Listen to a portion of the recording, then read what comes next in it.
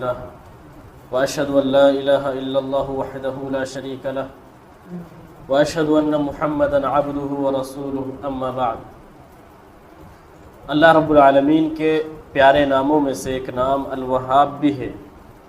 الوہاب کا مطلب ہے کثیر العطا، یعنی بہت زیادہ بخششیں عطا کرنے والا، بہت زیادہ نوازنے والا۔ قرآن میں کئی ایک مقام پر اس لفظ کو یا اس نام کو ذکر کیا گیا ہے، اور اس نام کے جو مشتقات ہیں یعنی فعل ہے، امر کا صیغہ ہے یا دعائیہ چیزیں ہیں، دعائیہ الفاظ ہیں، اس لفظ سے ذکر اللہ رب العالمین نے کیے ہیں۔ اللہ نے فرمایا وَهَبْ لَنَا مِن لَّدُنْكَ رَحْمَةً إِنَّكَ أَنْتَ الْوَهَّابُ، کہ اے ہمارے پروردگار اپنی جانب سے ہمیں رحمت عطا فرما، بے شک تو بہت زیادہ نوازنے والا ہے۔ اور کہا ام عندهم خزائن رحمت ربک العزیز الوہاب۔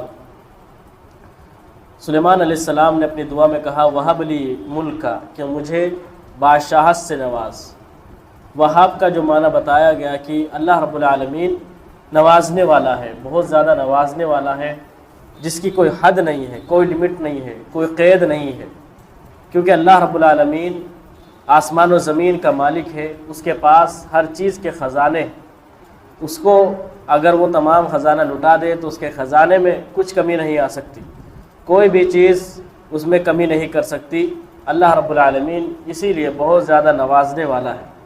اور الوہاب کے معنی میں یہ بھی صفت شامل ہے کہ اللہ رب العالمین بغیر کسی غرض کے، بغیر کسی مقصد کے اور بغیر کسی بدلے کے نوازتا ہے، یعنی وہ بندے سے کوئی بدلہ نہیں چاہتا کہ بندہ کچھ دے تو اللہ رب العالمین اس کے بدلے میں کچھ دے۔ جو بندہ اس کے خلاف کرتا ہے، جو بندہ اس کی معاصیت کا ارتکاب کرتا ہے، اس کے خلاف جاتا ہے، اس کے باوجود بھی اللہ رب العالمین اس بندے کو بھی نوازتا ہے۔ تو اللہ رب العالمین ایسا نوازتا ہے کہ جو نہ تو کوئی بدلہ چاہتا ہے اور نہ ہی کوئی سامان چاہتا ہے، نہ کوئی احسان چاہتا ہے۔ اللہ رب العالمین نے کئی ایک مقام پر قرآن مجید میں اس لفظ کا ذکر کیا ہے، بہت سارے نبیوں کی دعائیں نقل کی ہیں، ان دعاؤں میں اس لفظ کا ذکر کیا ہے۔ ابراہیم علیہ السلام کی دعا نقل کی ہے اور دیگر انبیاء کرام کی دعائیں نقل کی ہے۔ تو اللہ رب العالمین جہاں اس لفظ کا معنی ذکر کرے وہاں اس بات کو سمجھا جائے کہ اللہ رب العالمین احسان جتلا رہا ہے اور بندوں کو شکر گزاری پر ابھار رہا ہے، جیسا کہ ابراہیم علیہ السلام کے بارے میں اللہ نے فرمایا وَهَبْنَا لَهُ إِسْحَاقَ وَيَعْقُوبَ، کہ ہم نے ابراہیم علیہ السلام کو اسحاق اور یعقوب عطا کیے۔ تو یہاں پر اللہ نے گویا کہ ایک احسان کے طور پر بات ذکر کی کہ ہمارا احسان تھا کہ ہم نے ابراہیم علیہ السلام کو اسحاق اور یعقوب علیہ السلام جیسی اولادیں عطا کی، کیونکہ ابراہیم علیہ السلام بوڑھے ہو چکے تھے، ان کی کوئی اولاد نہیں تھی۔ جب اللہ نے ان کو نوازا تو گویا کہ یہ ایک بہت بڑا احسان تھا اللہ رب العالمین کا کہ اللہ رب العالمین نے ابراہیم علیہ السلام کو ان کی اولاد سے نوازا۔ اسی طرح ایوب علیہ السلام کو بھی اللہ رب العالمین نے مال و دولت سے، آل و اولاد سے نوازا۔ جب ان کی بیماریاں ختم ہوئی تو اللہ رب العالمین نے بدلے میں ان کو اسی طرح سے ان کی اولاد عطا کی جو اس سے بیماری سے پہلے ان کے پاس مہیا تھی۔ اور اس طرح کے بہت سارے الفاظ قرآن مجید میں بہت جگہوں پر وارد ہوئے ہیں، جس میں یہی ثابت ہوتا ہے، یہی ظاہر ہوتا ہے کہ اللہ رب العالمین کا یہ لفظ شکر گزاری کی طرف ابھارتا ہے، کیونکہ اللہ رب العالمین بغیر کسی بدلے کے، بغیر کسی غرض کے، بغیر کسی عوض کے ہمیں نوازتا ہے، تو ہماری ذمہ داری بنتی ہے کہ ہم اللہ رب العالمین کی شکر گزاری کریں۔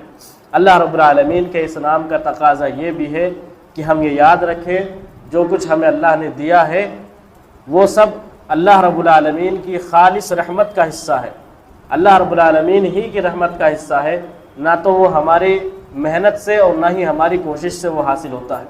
اگر اللہ نہ نوازنا چاہے تو وہ ہم کو کبھی بھی وہ چیز حاصل نہیں ہو سکتی۔ محنت کا ان تمام چیزوں سے کوئی تعلق نہیں ہے، بلکہ یہ صرف اللہ رب العالمین کی عطا ہے۔ کتنے ایسے لوگ ہیں جو محنت تو کرتے ہیں لیکن ان کو کچھ بھی ہاتھ نہیں آتا اگر اللہ رب العالمین کی توفیق شامل نہ ہو۔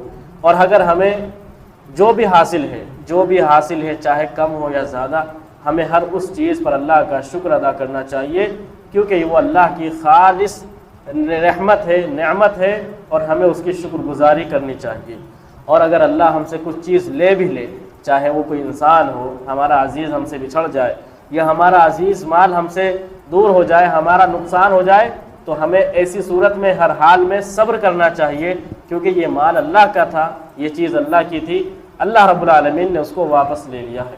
تو ان ناموں کا تقاضا یہ ہے کہ ہم اللہ کی ہر چیز پر شکر گزاری کریں، اور اگر ہم سے کوئی چیز چھین لی جاتی ہے، ہمارے پاس کوئی چیز باقی نہیں رہتی ہے، تو اس پر ہمیں صبر بھی کرنا چاہیے، اور اللہ رب العالمین سے اس کی رحمتوں کا سوال کرتے رہنا چاہیے۔